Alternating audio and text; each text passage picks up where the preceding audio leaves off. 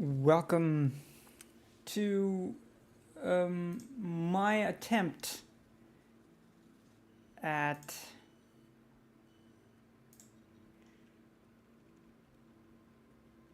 everything, really.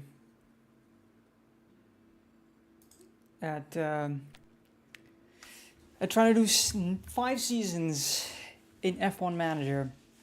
And the first 2 seasons I did off camera, off stream, and gonna kind of go through it with you all as a way to see how close we can realistically get. Mainly because there is a lot to be seen, a lot to discuss. What's happened in the first 2 seasons. Some stuff is surprising. Other stuff is not so surprising. Season 1, we got points pretty early on in the season, which resulted in the fact that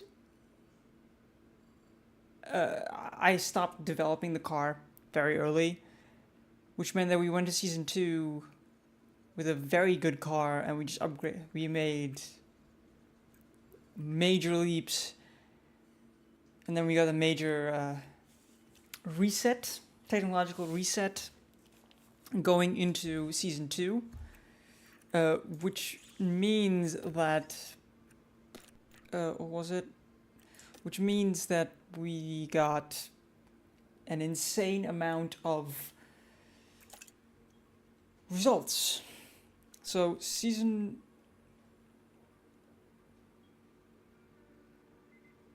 in season 1, we got no points whatsoever. We got 8 points in season 1. A few decent points finishes from Kevin Magnussen as opposed to Nico Hulkenberg, but both of them got poached. Magnussen went to Alpine. Hulkenberg went to a team which you would not expect, which I'll go into later on.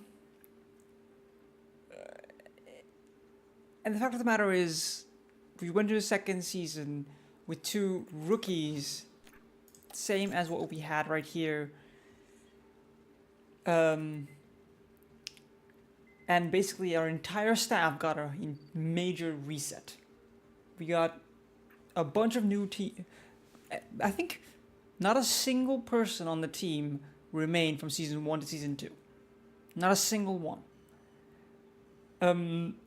The reason I'm not showing anything else yet is because as you can see, we were first in the championship last time around. We beat Red Bull to P1 because of a late charge. When no team was upgrading, no team was doing anything, we got one major upgrade coming in. With 3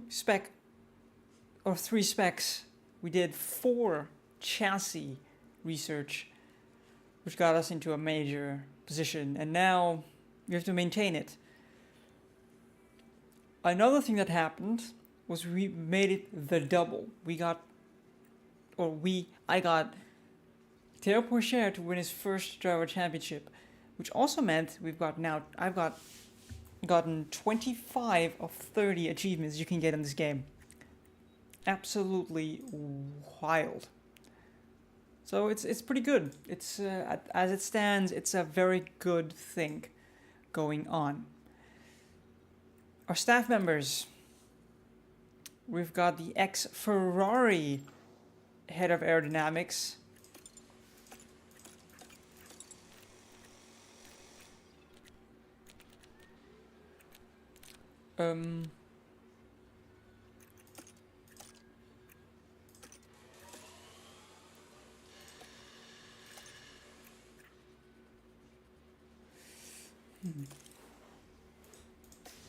Got an ex-Ferrari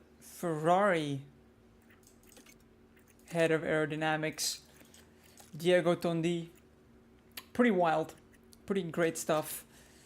We signed him at an insane contract, which I was very happy with. And then Pierre Vacher.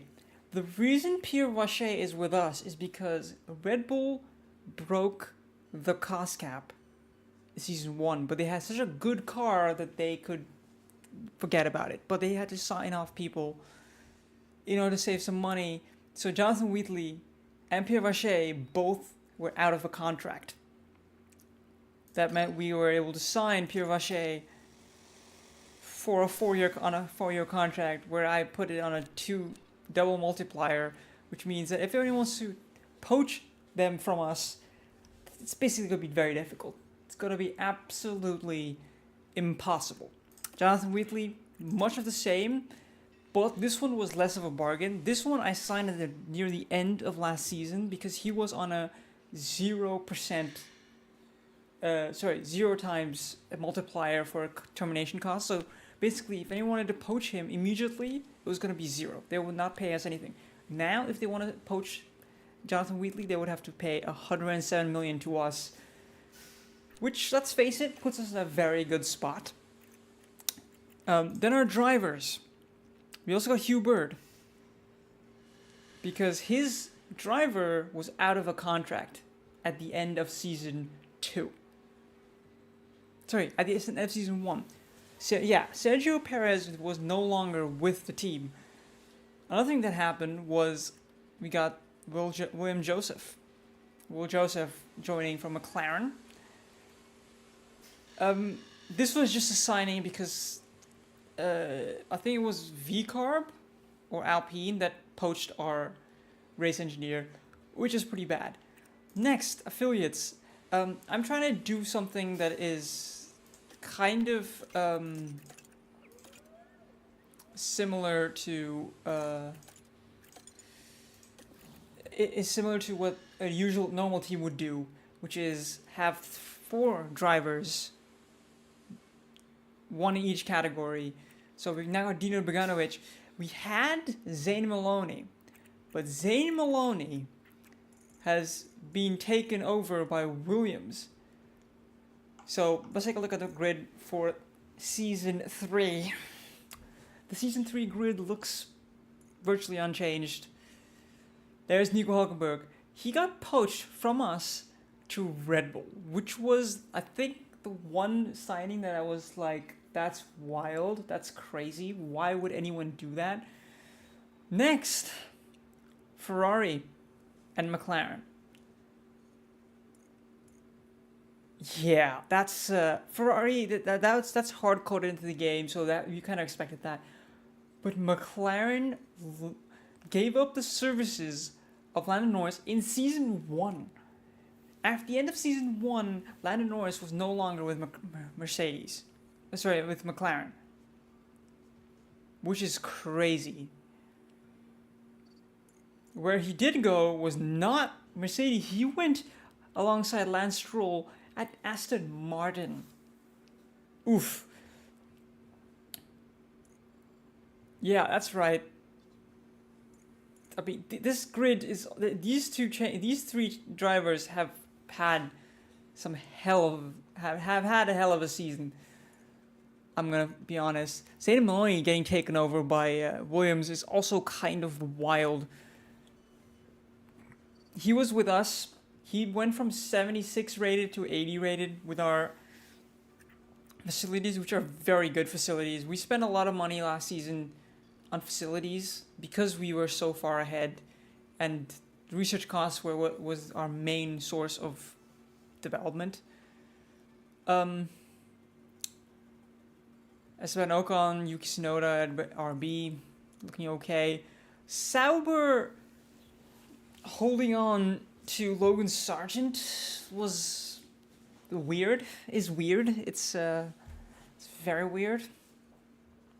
And Alpine keeping Kevin Magnussen is also very wild. F3. What I'm gonna do is go to scouting. Drivers. No, we're gonna go to standings, and we're gonna take a look at which drivers we're gonna sign Which young driver? Isaac Hydra we could sign. He's already 79 rated. I want to sign someone very young. That's what I want to do. And also, George Russell was gone at the end of first season, which was crazy to see. George Russell has not been in Formula 1 since 2025. So 2024. The end of 2024 was his last season that he was on the grid for. So it's crazy to see that. Alex Albon, much of the same. No, he was 2025. He was there alongside at Williams alongside Carlos Sainz, which is funny to see because that happened realistically. What else?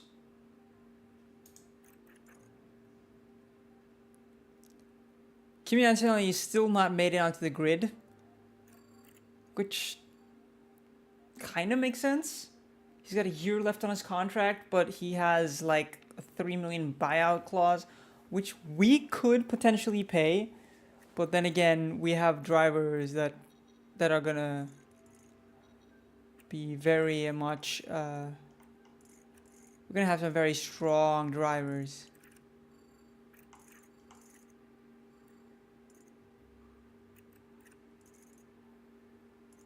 Because Teo Porcher is 22. He's a reigning world champion. And where's Ollie Behrman also on a 3-year contract still. So it's likely not going to happen that we're going to get rid of Ollie Behrman. As it stands. Could happen, but probably not. Anything else we want to check out before we get going? I don't think so. Facilities. We've got design center which sapped so much money from me. Oh my god. I lost so much money upgrading design center. Just have to see if it's worth it. Design and factory was an absolute boatload of cash. It's Race Simulator is almost perfect. The rest is in the works. Okay, now what we're all looking forward to is the car. We did so much research. I think we started researching after the 4th or 5th race already. Which meant that we had a bunch of time. I think we have a decent margin because our margin is so incredible that, as you can see, we have the best car for every single track of the season. Yeah, exactly. So we're not going to start developing just yet. Or if I do start developing, it'll probably be in tire preservation, which is going to be suspension, and try to gain as much as we can in suspension without losing out too much. I'm gonna go to car analysis. Let's take a look at which team is the best in terms of suspension. Ferrari. Sorry, in tire preservation. This is the 3rd. McLaren is 7th. Okay, Mercedes has the best. That's 11%. Is what we need to gain on that. That's difficult to gain. Then again, if we go to suspension, we just pump in everything. Because that's the only aspect that we really need performance in. Realistically. And we just go that as a way to gain. That puts it at 54%. I mean, the rest stays as it is.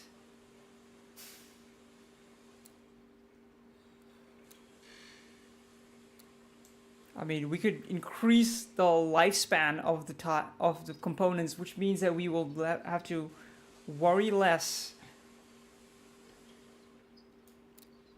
for the pure performances.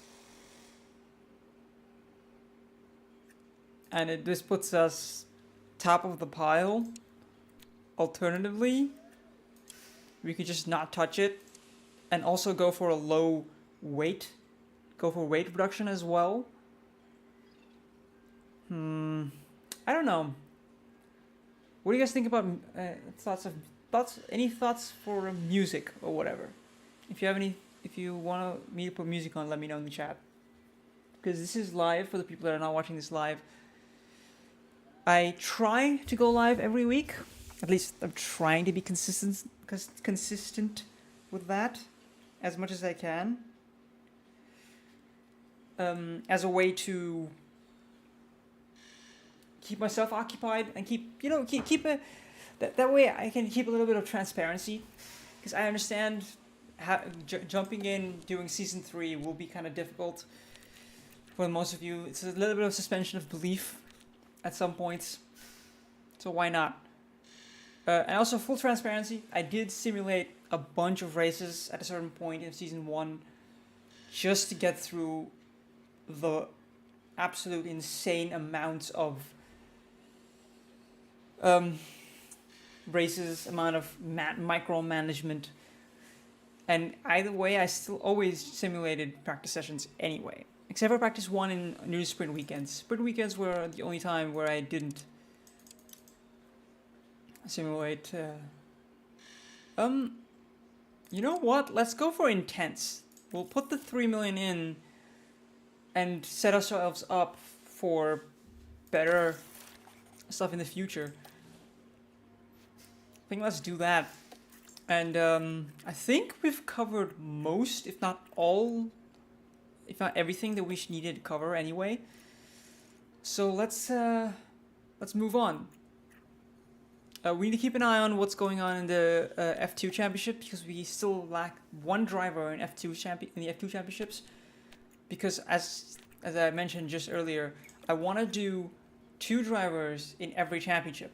So right now we have 2 drivers in F3 with a very high level of development, Maya and Arvid Lindblad.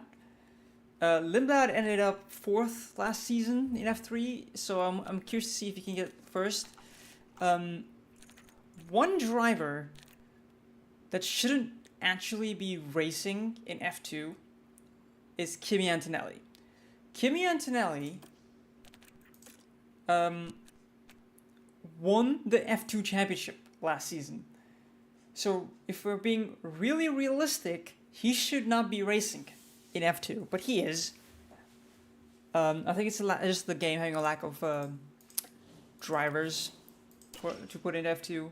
But at a certain point, we're gonna start seeing a first set of fake drivers showing up. I'm curious to see when that is. I've yet to experience that, mainly because I've never really finished a career mode to a certain extent that it's become required. Our first upgrade comes in 22 days.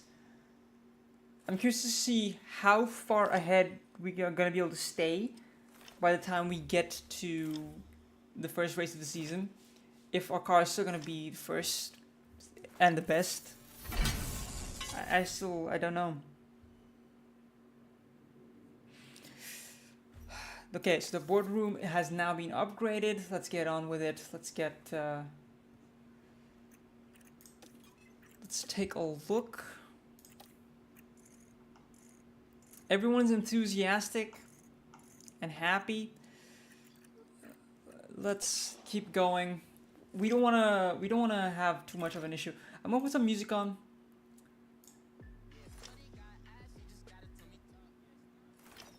It's gonna be really soft. If it's too loud or too soft, let me know in the comments or in the...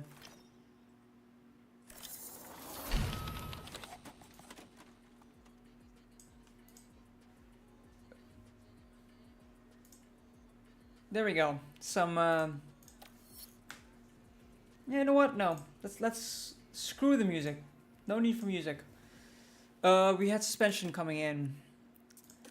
We're gonna maintain this at 4 suspension. I guess there's a major improvement. Our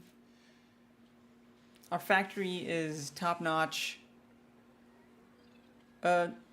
Next thing that we could potentially consider doing is, what is it? It is possibly the DRS the rear wing. Get some DRS effectiveness coming in, and then maybe go to engine cooling with side pods.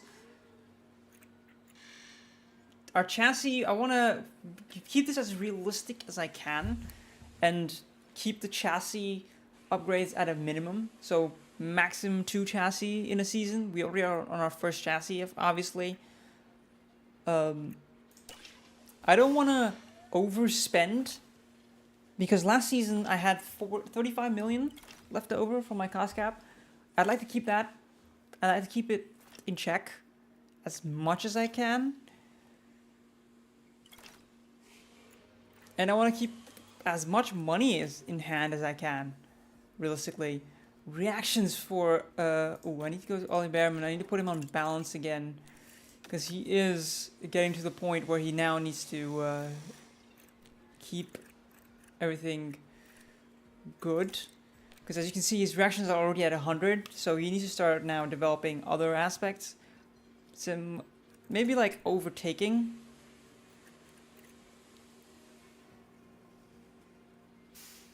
Yeah, maybe like overtaking, but I want to put him on prioritizing, not drawing standards.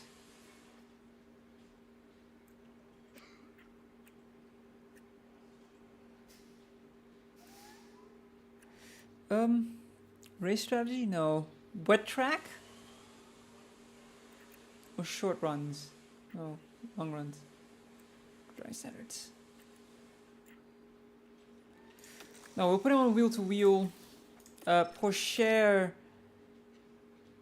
is now at a point where he needs to also work on his overtaking. So we're gonna go to wheel with him as well. As a way to maintain these guys, let's go to facilities. Let's go to staff. If you're gonna upgrade this for 3 million, it puts the weekly development up by a considerable amount. That should max us out in the long run.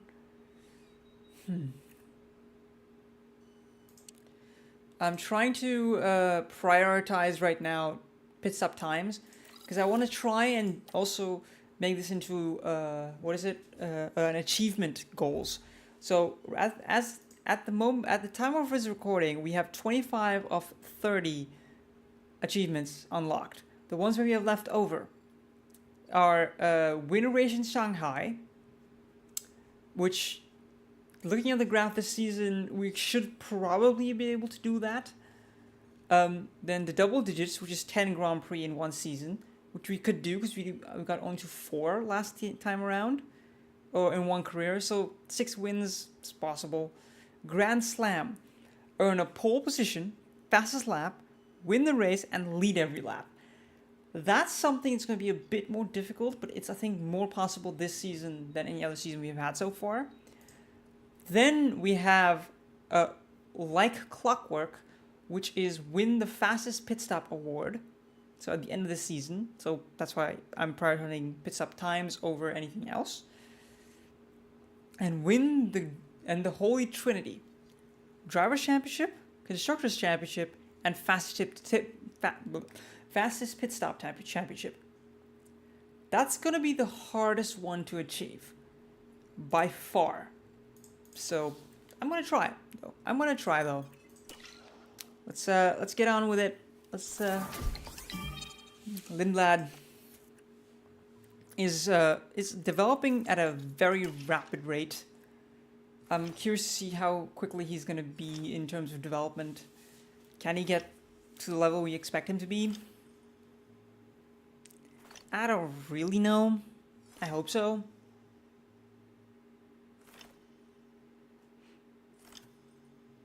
Come on.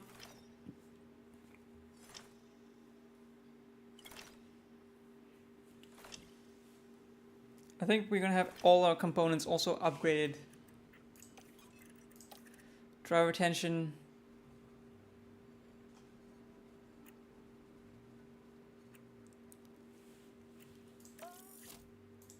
We're gonna intervene. We've seen the two of them. Get on with it. Will Joseph is not happy with Turbo Share apparently. Behrman is also improving at a fast pace. Ooh, we've already dropped the third over there. And we are 10 days away from the first Grand Prix. That's looking like a slight thing. Suspension. Let's get this installed. We're already on our Spec 2 suspension. And that puts us as by far the best car on the grid. The only spot where we're not the first or second best car is the DRS effectiveness, which is done by rear wing. By virtue of the rear wing.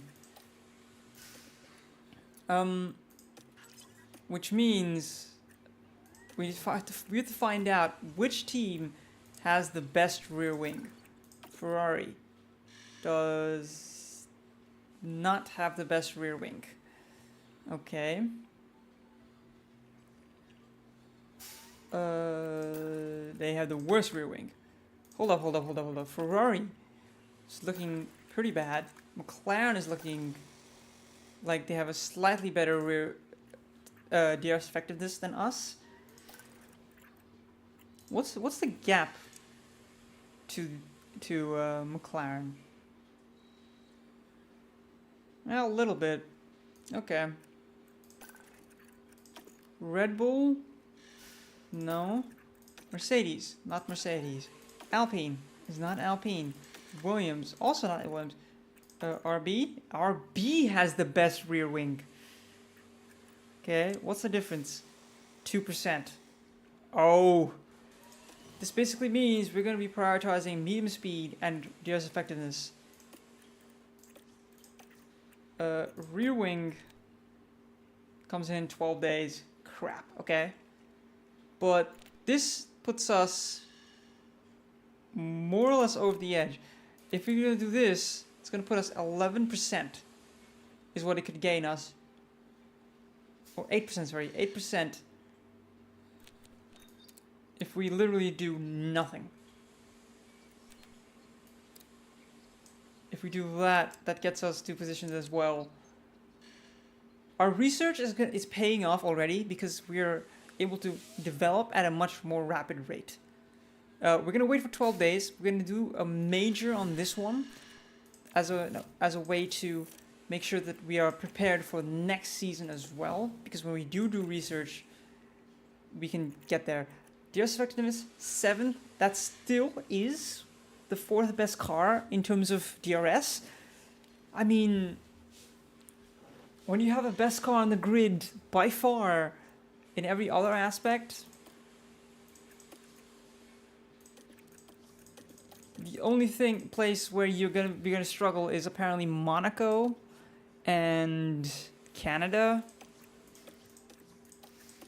Monaco, Canada, Saudi Arabia, Azerbaijan, Singapore, so all places where there is a bunch of low speed and medium speed corners.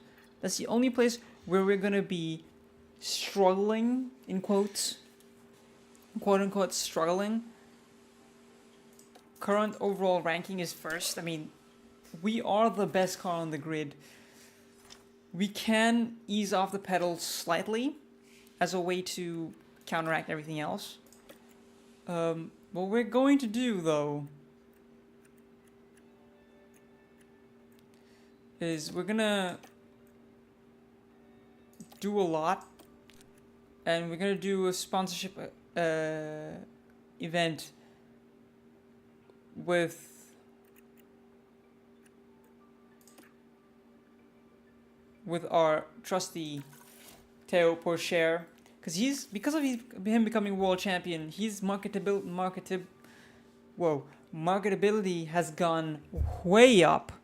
He's now basically the best guy on the grid in terms of marketability. Just like Max Verstappen is the guy to talk about when it comes to Formula 1, right? That's how it works.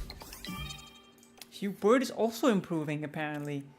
But Hubert is, I'm pretty sure Hubert is pretty young. He's 37.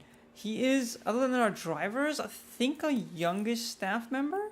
Yeah, he is our youngest staff member, other than our drivers. So, that says a lot as well. Okay. A sponsorship package, we get an upfront of 46 million is what we got. Race day, we're gonna get a lot of money coming in every race day. But that makes me happy. That makes me very, very happy.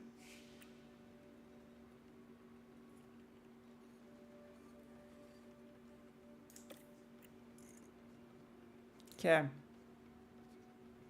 Expected pit stop count is 2 stop, but let's not forget, we could potentially do a 1 stop, considering our tire preservation is monstrous.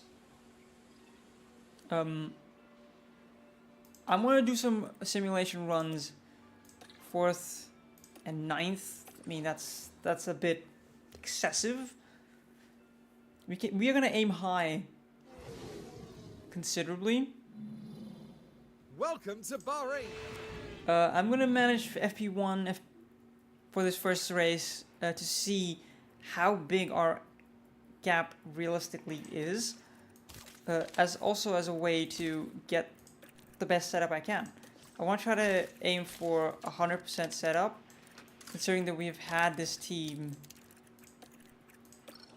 for the better part of a year already. So these guys understand each other perfectly.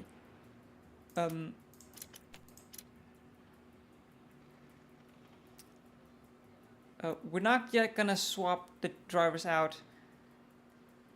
We're just gonna put them on a low push modes. Let's see how big of a difference it is.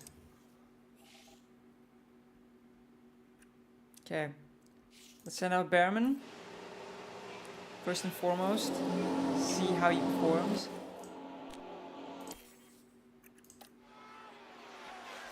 Okay.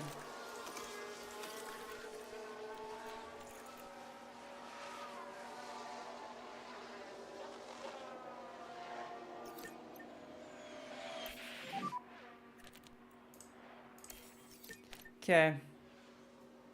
So tyres about on the core side.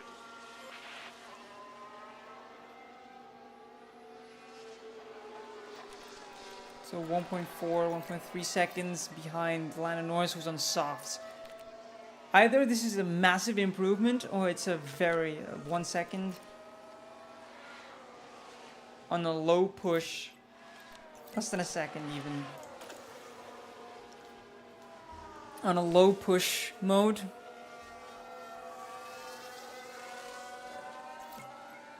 Something that could very much happen is the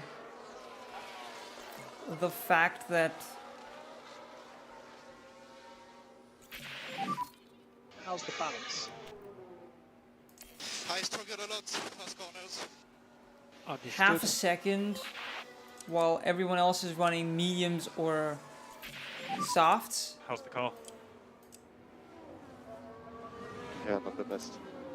Yeah, copy. 35.1. Pourchaire is still running at an absolute monster rate. He's running purple sectors without pushing the car at all. This could be our dominant season, all things considered.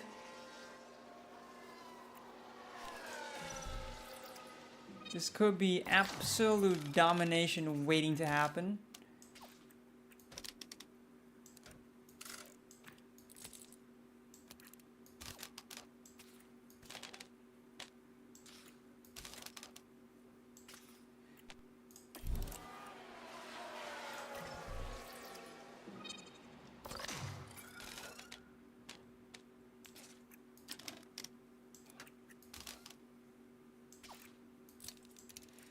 Yeah, I think domination is gonna happen quite a lot here. Considering that he's on hards, like used hards, and he's running very close to purples. I don't know, they're not running full push mode. It's 2 seconds, so the grid is either very closely matched, or we are so far clear that there is literally nothing that these guys can do.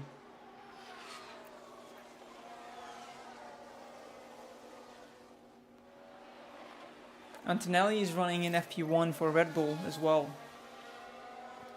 Because Red Bull wants to see, and he's running better than Verstappen. He's matching Verstappen, which means Antonelli could realistically be a world champion by next season if we can sign him. But that also does mean we have to pay a massive contract termination fee for him. A, to sign him from Red Bull, I need some feedback. and B, to Okay, get understood. him over from... How's the balance? Yep, everything was fine. Yeah, copy.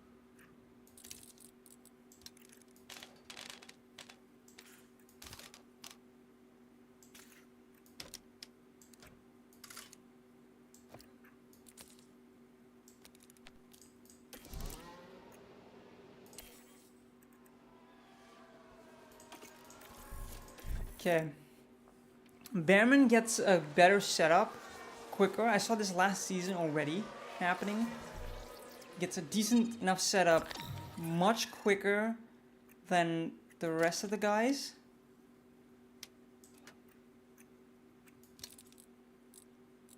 It has a little bit to do with the fact that Hubert is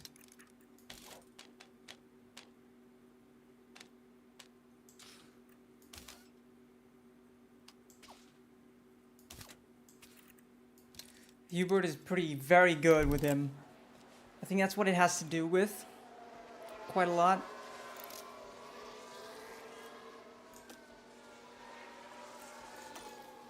%72% after having done however many laps he's done now.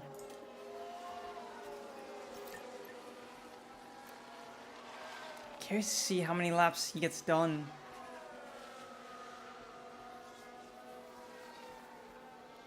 I think he's gonna get at least like 20, 30 laps on one tire. How's the checker flag?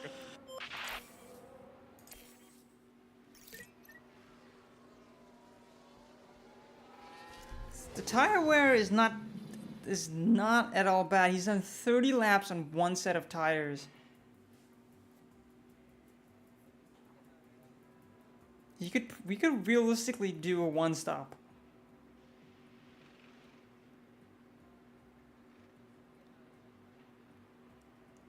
Then again, 30 lap on one set of tires, but that one set of tires was, we are not running at full push mode.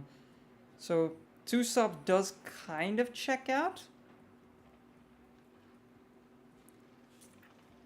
But like with a late second stop. Is what I'm thinking right now.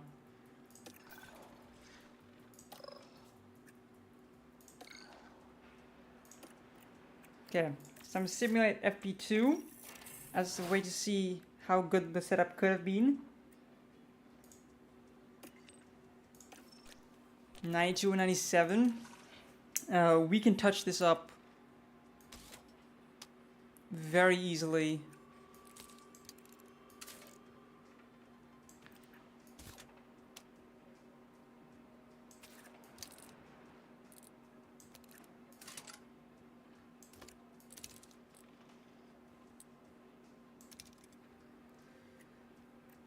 I mean, this should probably be a 95, 98 to 97%.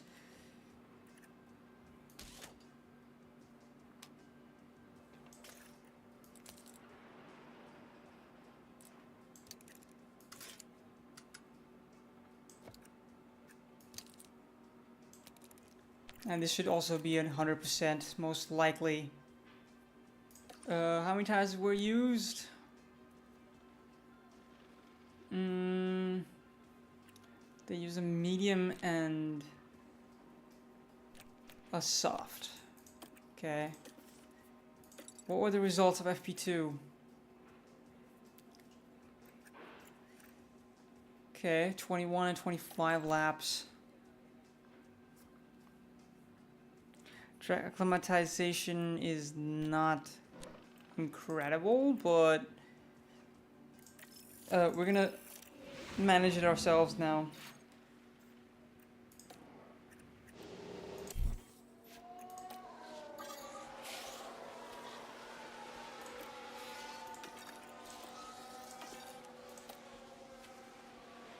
I'm curious to see how close it's gonna be to it, not 100%.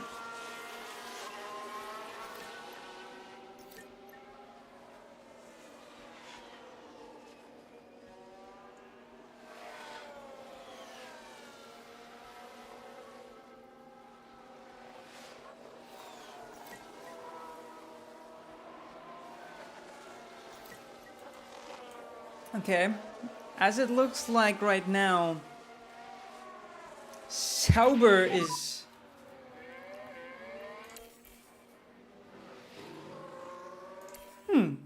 Porsche making a slight mistake. Okay, understood. Not something we see often. Not gonna lie. Is Sauber realistically a good car?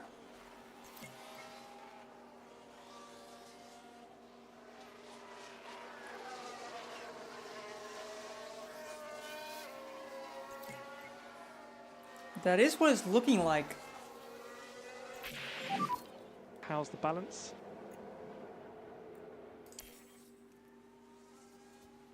Okay, understood.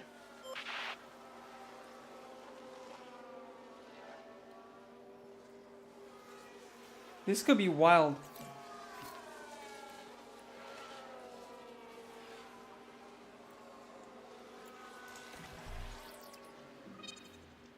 That's 2 times 100%. Perfect.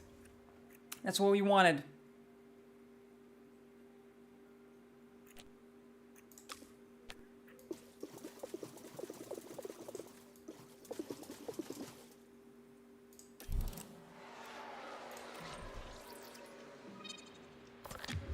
Oh, come on.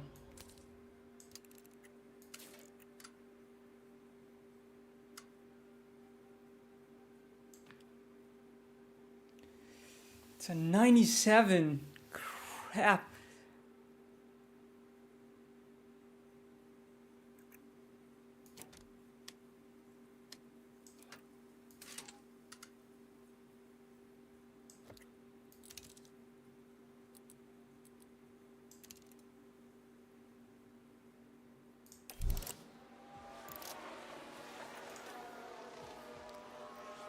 Come on, dude.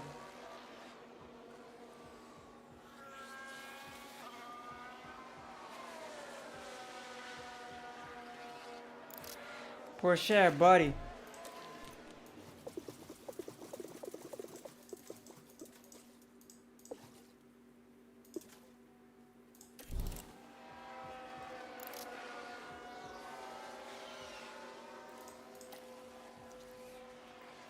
Okay.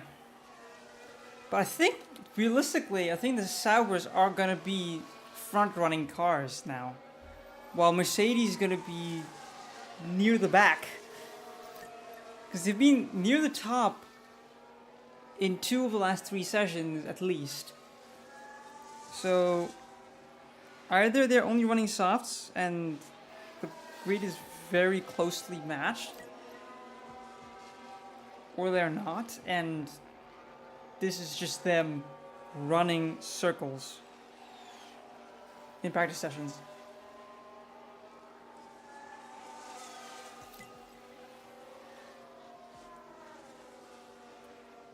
I'm just very curious right now.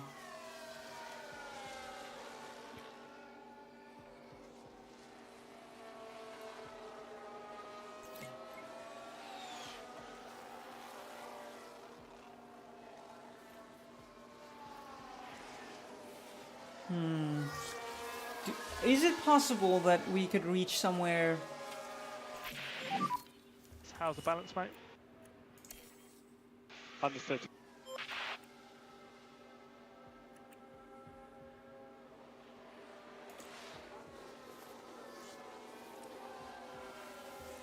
Alright, so track acclimatization is now going to be perfect for both of them. They're now going to go on to car part knowledge, which is very important. They're going to be absolutely perfecting themselves.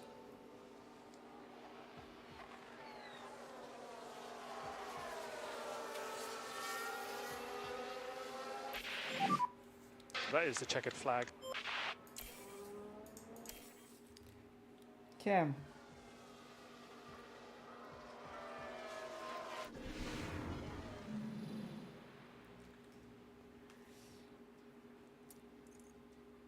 It's them running 33 and 36 laps. We've run the most laps out of anyone. Oh my god, that 99%. Bro. Come on. We're moving on now.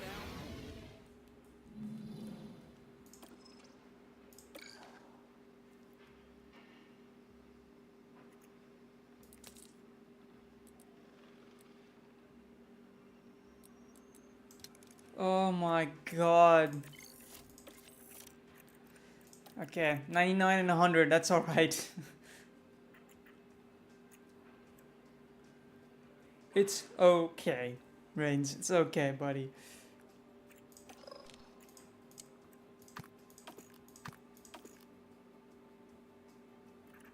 Let's do...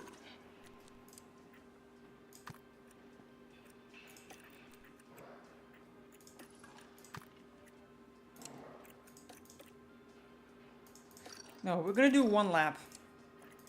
We're gonna leave it at one lap, and we're just gonna go into qualifying and see how strong this car actually is.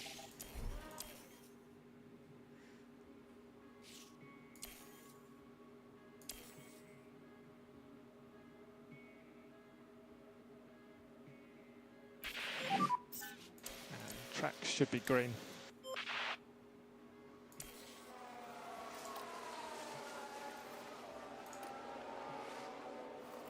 Okay, Porsche and Hamilton. We've got a yellow flag here.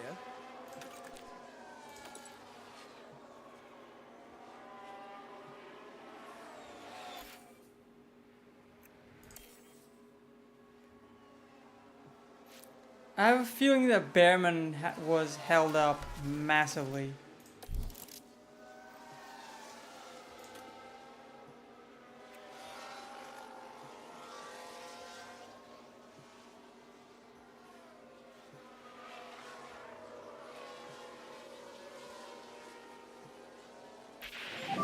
Yeah, That's gonna Behrman keep was on. held up massively in his run.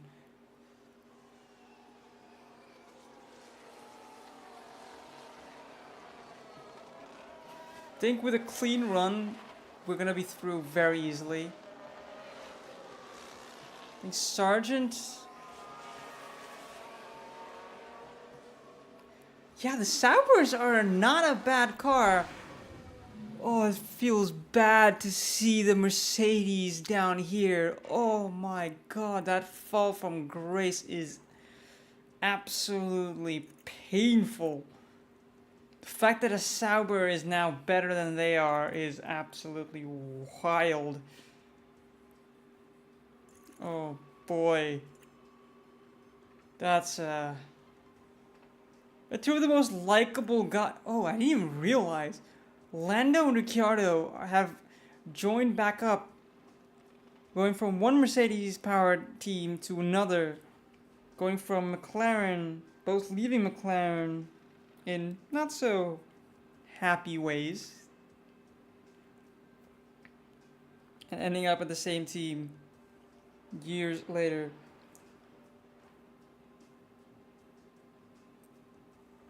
That's wild. That is wild. There's also something to remember is that Mercedes broke the cost cap last season as well.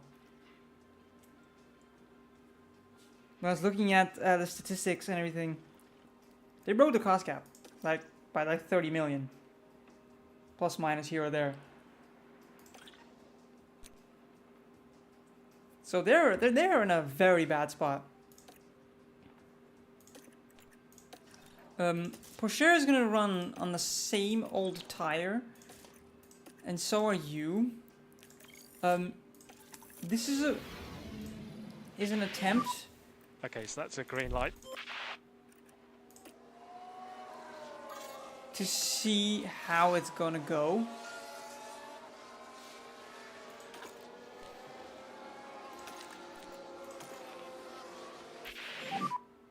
So you're provisionally P1.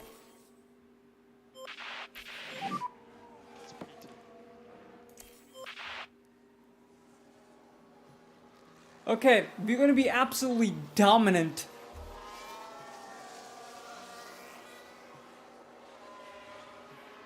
So it's Red Bull versus Haas for the championship because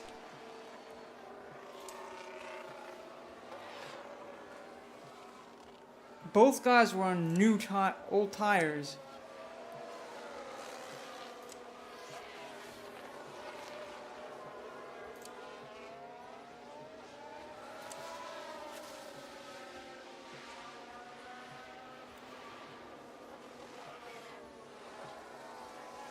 Yeah, we made it through on an old setup. We used one set of tires for the entirety of Q1 and Q2, which means we have a whopping 4 sets of tires for Q3, with both our drivers taken into account. Okay. I'm gonna do an offset run.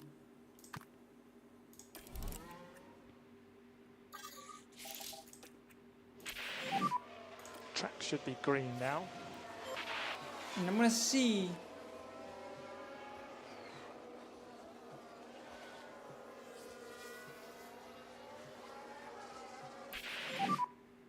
And we are boxes lap. Copy.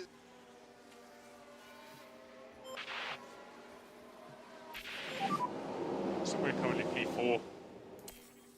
Okay, nice lap. We're Ooh. boxing at the end of this lap. Yeah, copy.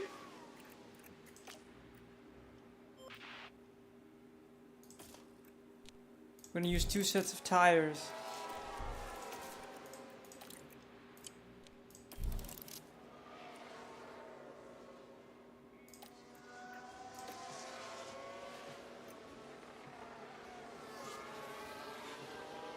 Okay. It's time to see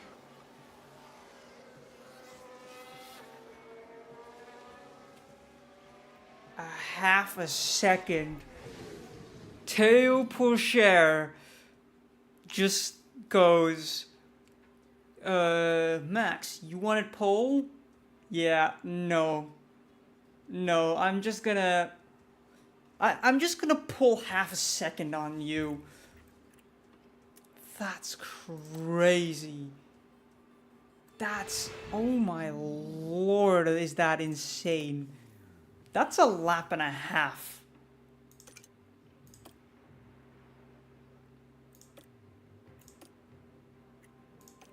He didn't top any session and he just goes, I'm a world champion for a reason. That's what he does.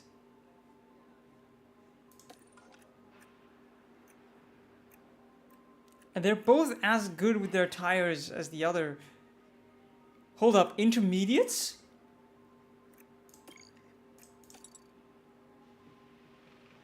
Holy shit.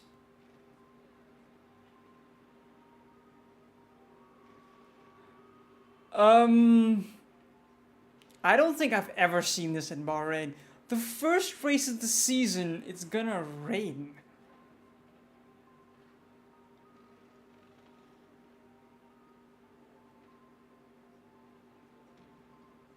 I don't think I've ever seen this.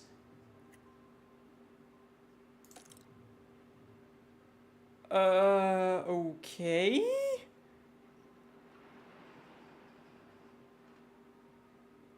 Bro, what? What is this voodoo shit? Holy crap.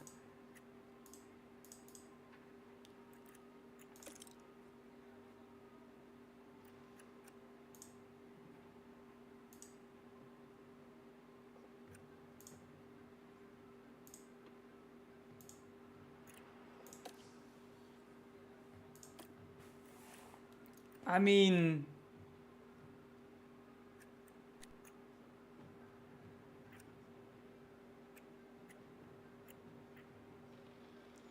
that's crazy. Let's go into the race.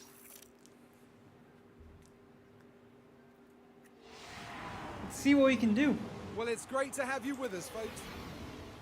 Here we go with the Bahrain Grand Prix. The crazy thing is nighttime, so you don't And even... it's lights out, and I've had away we go. Qatar rain before in the past, but Bahrain, I've never seen it.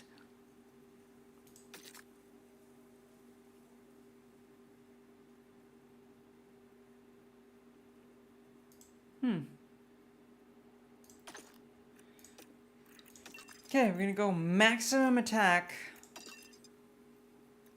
with both drivers. Out of chance. No, we're gonna go aggressive. Just be careful with this tyre. Copy, copy.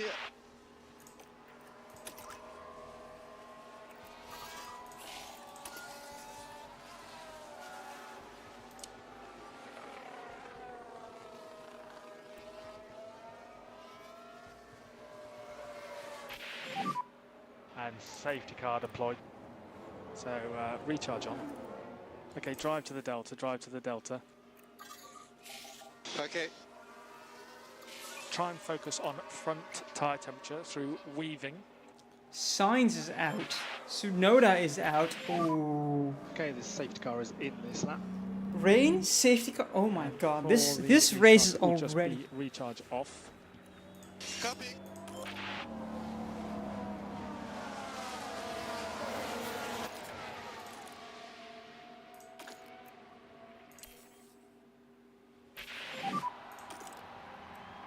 Yeah, we can give it a couple of laps. Copy.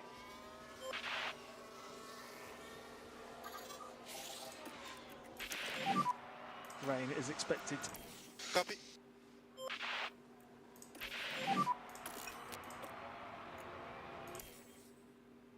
Copy.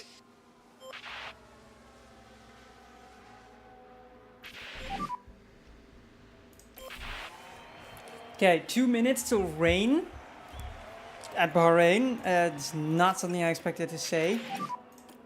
We are free fuel now. Copy. We do see some rain. Copy.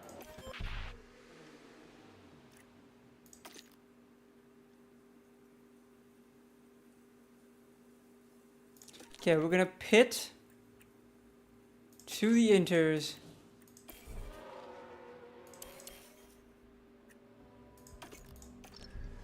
With both drivers. We're gonna go for it.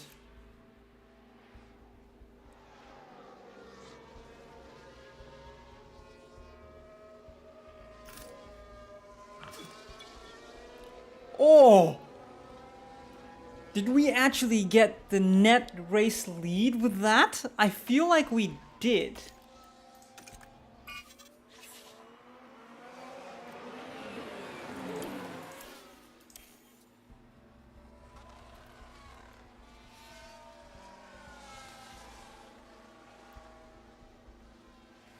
We got 1-4. That double stack was more important than we made it out to realize. We're gonna avoid high risk curbs, and that's what we're gonna do. We're gonna make these tires go to the end.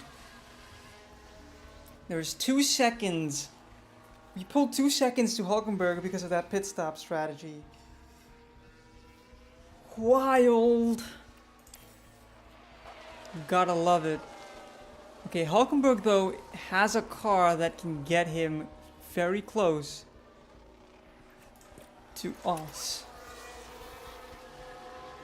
And that's Sauber of Gasly. Gasly getting an absolute monstrous pit stop.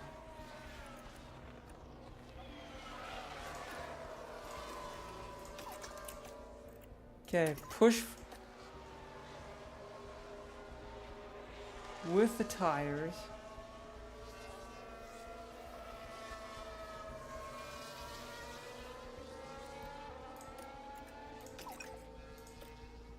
Okay, Verstappen is looking like he's trying to make it count, but Gasly has the fastest lap point as well.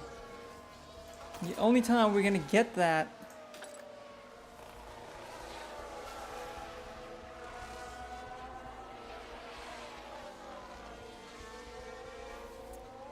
Porsche needs to get a commanding lead, but this is not gonna be our Grand Slam. We can't get our first Grand Slam here. It's not gonna be possible. Because I'm curious to see, did we lose lead? Yeah, we did. We lost the lead on the second lap already.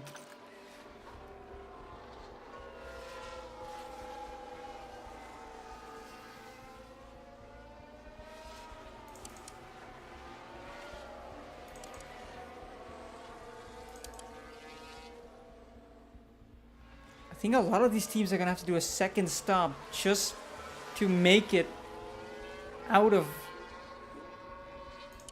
the rain. Copy, copy. I think just to get out of the rain. Weather update. This rain has stopped. Copy, copy.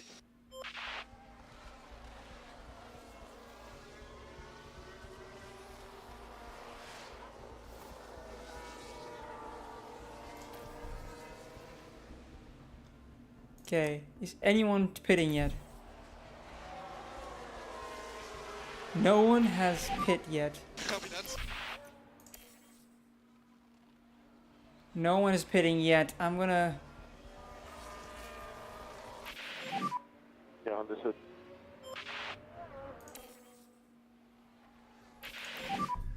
Our conditions.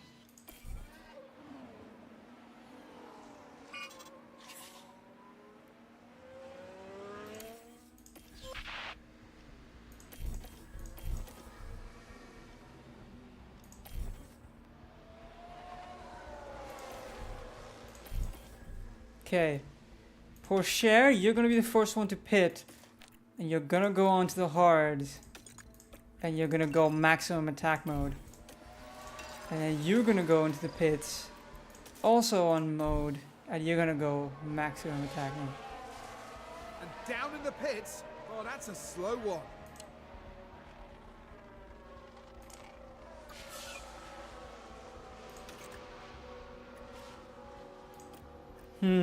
I think we're getting there. No stream ping? Did I forget to do that? I might have forgotten to do that. Not gonna lie. 11 seconds. I'm gonna go maximum attack with both drivers.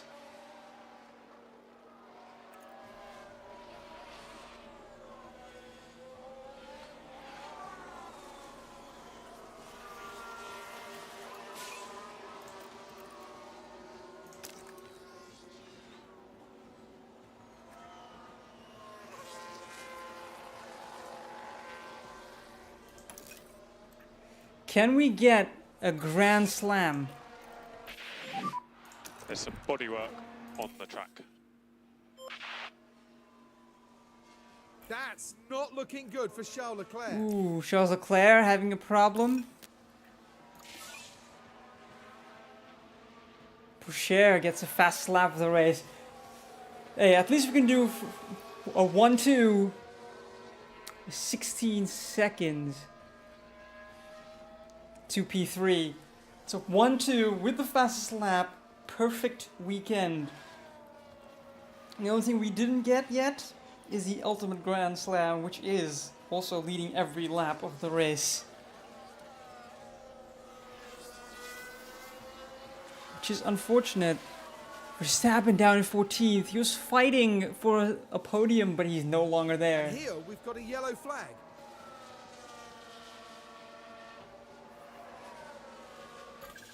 Absolutely, Masto. Absolutely. Go for it.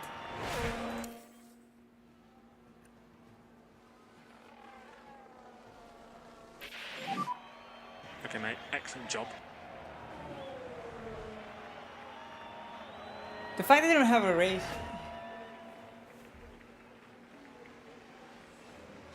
Nice job. When you get back to Parc Fermé, remember, pause for 5 seconds, kill it, pause for another 5, then turn it off. Well done. Okay, checker flag. There you go. P2. That felt good. Thanks. Thank you for everything in that race. I mean, Okay, that's so into the pit lane, and you can leave it for you all. absolute domination. 23 seconds with Haas. Does the Haas domination bore you? I mean, it's possible, but oh my lord, was this an absolute monster Haas could be very run. proud of them. It was a monstrous run from us. Absolutely monstrous. Gotta love it though. Got to love it. It's 44 points. Red Bull only get the 16. I mean, that's a great stat. One race win, one podium, one pole position, and one fast lap. What a beautiful stat. If you can add one sprint win to it, we're also going to be getting very far with that. Oh, I love that. It's beautiful. Then again, we still haven't gotten our fastest pit stop. I don't think we've gotten any points in the fastest pit stop championship since 2024. Was the last time we got a point there, which is just sad, to say the least. But hey, we've got one of the cheapest drivers. I got more money last season from these getting those race targets. We've got the best car on the grid, like by far.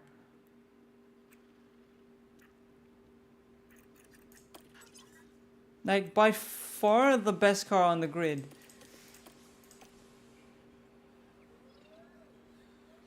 Oh, yeah, that's okay, whatever. It's already started. We're almost getting to the end of the stream anyway. I don't want to overdo it with streams per week. Driver retention. Beautiful. Driver development. Behrman is improving. That's good to see.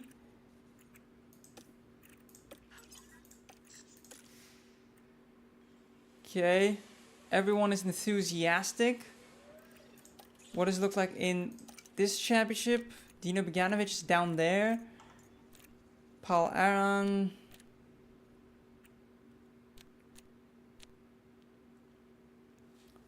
Kimi Antonelli should not be racing. You won that championship last time, and you're 83 rated in a field of drivers who are all less than 80 rated. Bro, you are not supposed to be getting a single point here. Because you're not supposed to be racing in the first place. Anyway.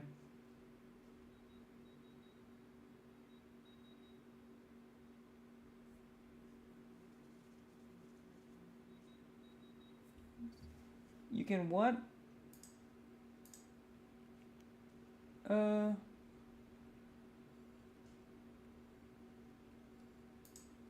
Yeah, okay, Master.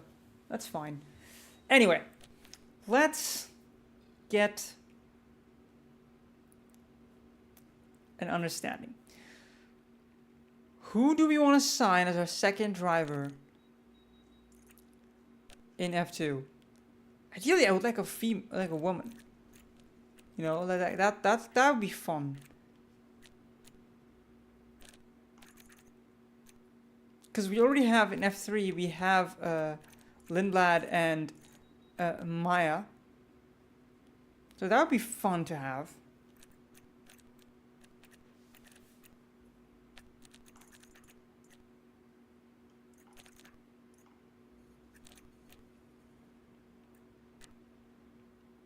Alternatively, we could also just sign Abby Poling or something.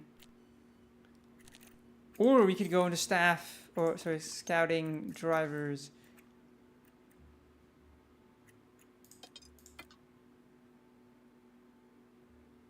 And just take a look at all the drivers that are pretty high rated, but are just struggling. Look at some of these drivers that are without a contract. Alexander Albon, Sergio Perez, Antonio Giovinazzi, we knew that. But George Russell, Liam Lawson, like, these are drivers you don't expect to not be...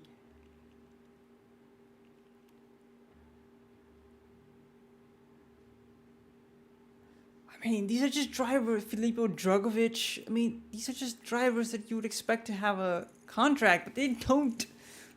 Not even in F1.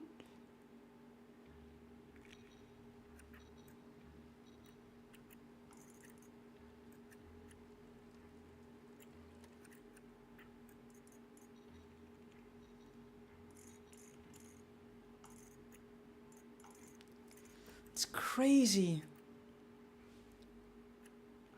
I mean, we could take a look at the championship standings and then just go, who's the highest ranked one? Isaac Hajar, looking like the highest ranked one. We could just propose him a contract immediately. Affiliate, 2 seasons. No, we'll go for 3 seasons. Put him at 3 million. Double it.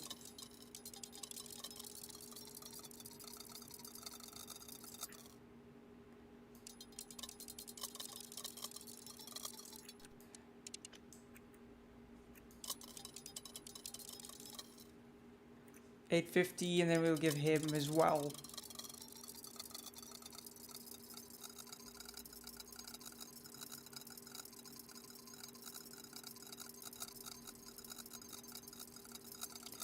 Give him 500k as a signing bonus.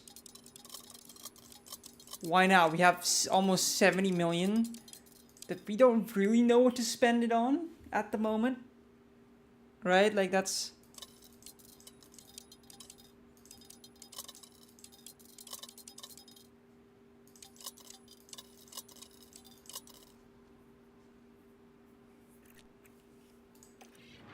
He'll just give us an instant response. Yeah, he's gonna accept it. He doesn't like it, but he's gonna accept it. Because he wants to be associated with us.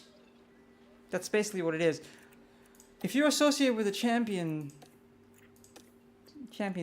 team that's leading the championship, you're already in a good spot. How did you lose out to Paul Aron? Actually, can we talk about that for a moment? You lost out to Paul Aron. I want to know what Paul Aron has that causes him to be so monstrously good.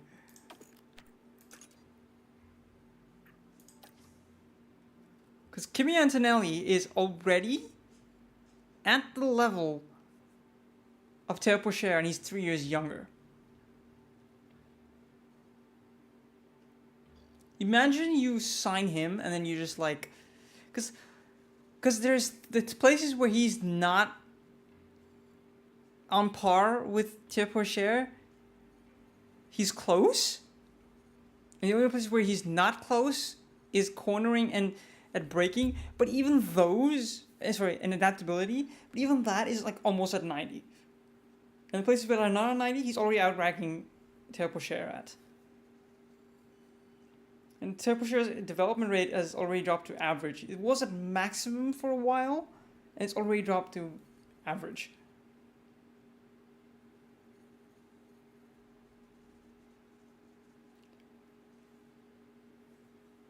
So I am like half considering, just for shits and giggles,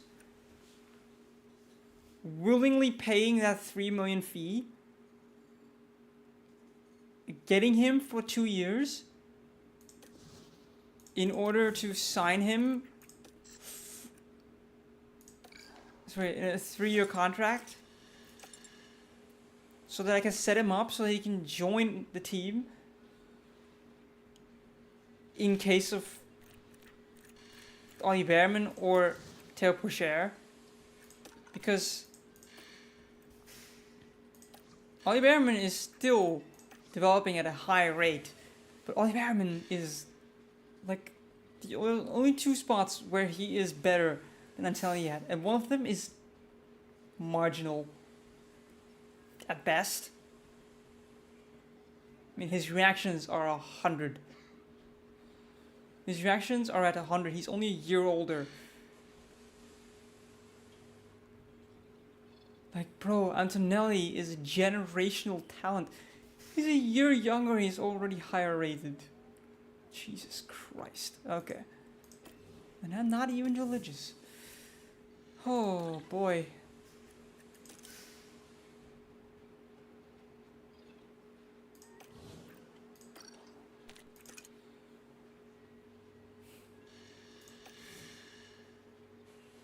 Crazy.